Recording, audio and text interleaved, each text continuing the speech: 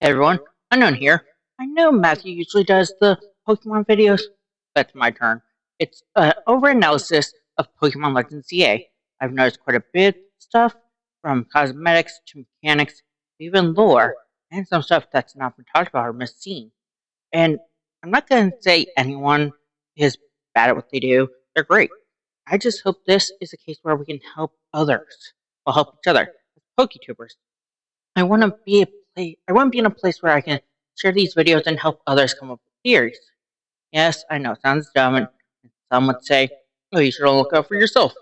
But honestly, I'd rather do this. It makes me happy. But in that case too, why not help others be happy? Help others be successful with other Pokeballs. Either way, we're going to cosmetics now. Honestly, the new recycle bins are very cool if you ask me. They add a touch of realistic detail and are so adorable. We don't usually see recycle bins in the Pokemon world, and if we do, we don't see them the way we should. So this is a big upgrade on aesthetics, if you ask me. As for the Spritzy on the news pillars, is what I'm calling them because they don't have the real name, that's very nice. Spritzy or Morotis is very unloved. Spritzy, I'm not sure. I like both, but it's such a nice, neat detail that makes the world feel more alive.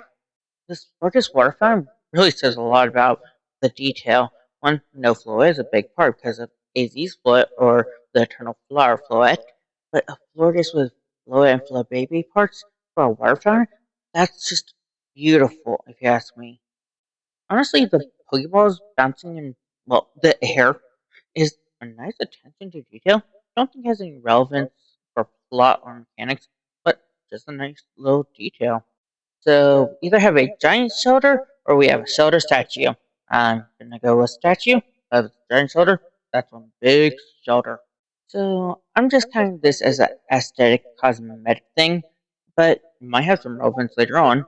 People can live in wild zones based on what we're seeing right here in this video. Well, video clip. We actually have size scaling again. Is this going to be plot relevant? Probably not. Could it deal with a side quest? Possibly. But a lot of people said they feel off. I don't really see it right now, but maybe. Another neat part of world building they did is the cosmetic or aesthetic of holographic clothing on display. I do love that AZ in its hotel has pictures of Floette. Well, and not just any Floette, but the Eternal Flower Floette. His Floette really shows a bond between them, if you ask me. Honestly, I've heard some people say the wallpaper represents the, well, ultimate weapon. And I don't agree with that. If you look at it, you can see part of it has Eternal Flower's Floette flower. And that's pretty cool if you ask me. Okay, so another cosmetic part is our trainers, the main characters, when we first play them, are actually, well, Zygarde coded. So that's pretty cool if you ask me. So the next part is just something interesting. I don't know why they did it this way, but they did, and it's not just aesthetics or cosmetics in this case. So this is not exactly cosmetic or aesthetics, like I said, since we're not in that area anymore. I am seriously hoping Nurse Joy gets raised. She's running both the Pokemon and the Pokemon Center. I think that's just at a point sad that they have to do that. All I'm gonna ask right now is, who is this man in blue at Pokemon Centers, and why is he at two different Pokemon Centers, and possibly the rest? What is his purpose? Now on from comments to the mechanics. Hope you're ready. Okay, so something you probably don't notice or didn't notice right away is we have a 4-bar time limit for megas. So I'm excited about this because, well, wild zones are designated to certain biomes. This actually makes it a bit more realistic because we'll see Pokemon out and about from wild zones. As for stunning Pokemon before battle, that's actually really cool and goes well with, well, when you knock them out, they're stunned. So now is the better question of which is better. And like I just said, we can actually catch fainted Pokemon now, and I did a video on that. If you look here, you can see our rival has 2 Pokemon, which is supposed to be the first battle we have. I wonder why they have.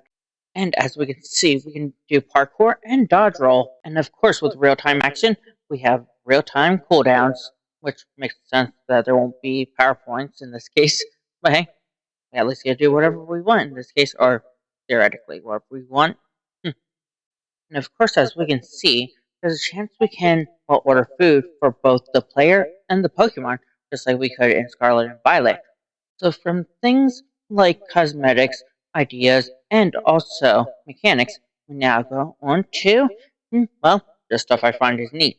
So there's full-scale holograms of people that we can talk to now. That honestly is pretty neat to me. I only had the Holocaster before, but now full-scale holograms. Well, Looker's Bureau is back, at least the location, and that's why Emma, Essentia, and Looker are on the screen right now. Because, they're from the Looker's Bureau, or someone who's now taken over it, and, not really sure if a villain or not, just you get the idea. As for this, our rival's a friendly rival, something I prefer and like, because to me, rivals can be friends and they push each other to get better, not just put you down with their bullies. A rival is someone you want to get better at than, and someone you want to grow with. To me, if it's a rival that's being mean to you, it's a bully. Next area is, theories without much evidence, like, you'll see them in a moment. But this one's out there. People say Chloris is related to Jet. I'm not sure why. I can see the hair part, kind of. Otherwise, not really. If she is, cool. But if she's not, that's fine. Okay, people are saying Vinny is related to Lysander. I honestly do not see it. Maybe at most the sideburn area, but the rest, not really at all. So, Okay, this part is going to be very out there, but it's also a case that, there are actual theories. They are actual theories that show us, some plot relevance at this point. As we notice here, Quasartigo does construction based off the scaffolding, which begs the question, is that all they do? Or are they a subsidiary type company that like Macrocosmos? So let's look at it later. We don't have enough evidence for now. Hope you're watching closely, as we're about to see, the Rotom phone does not save you at all. Something different. Something black with a cyan glow. This one's a screenshot, but if you look on it, it does say it seems to have taken a special interest in you, aka the player character. So I am wondering what that can mean. Why have they taken special interest in us? Are we good? Are we bad? Well, that remains to be seen as of yet. Okay, this is gonna get me flack, but I'm saying here now. We are not getting megas for Tepig, Totodile, and Chikorita. It makes no sense. It doesn't even work because what about Cyndaquil and Typhlosion? It makes sense for a regional variant of Meganium, Feraligatr, and Ember. That makes sense. Yeah, it doesn't make sense why they chose two, but one, all stars deserve the megas first, and two, why the heck are we giving megas to Pokemon that aren't gonna work in this case? It just makes no sense to me. I'm sorry to say, that's where my line is drawn. I will not accept new megas in this case unless they're given to every starter in existence. And to me, that's only fair. Heck, if you're doing it with these guys, you need to do it for Oshawott, for, like Johto, um, Alolan, and also the Unova ones. But that's all I can really say right now. Okay, so we have the Mega Ring, or Mega Bracelet, whichever it is in this case, before our starters. That's fine and dandy, which is pretty cool we get it that early. I don't know if we start with it, or once we get in there, we start with it. But there's something off about it, too. The weird part of it is our rival doesn't immediately have a Mega Ring. Any part throughout this area, these trailers, we have not seen one Mega Ring or them Mega Evolve any Pokemon. That's just strange. Why do we have one immediately? But they don't. And I don't know, but something. Okay, the walling on there, honestly, is triangles, and, six of them. When you find the sixth, you make a hexagon. But the weird part is, within that hexagon, what, however you look at it, you can see the radioactive symbol, and honestly, that worries me a bit. So that was it. That's all I noticed and reported on. As for anything else, we'll have to see for other trailers. And, it's been nice talking to you guys and sharing these. If you like it, please share it around. Please like, comment, and subscribe. Also, if you know some big PokeTubers, please share it with them. They might like the insight.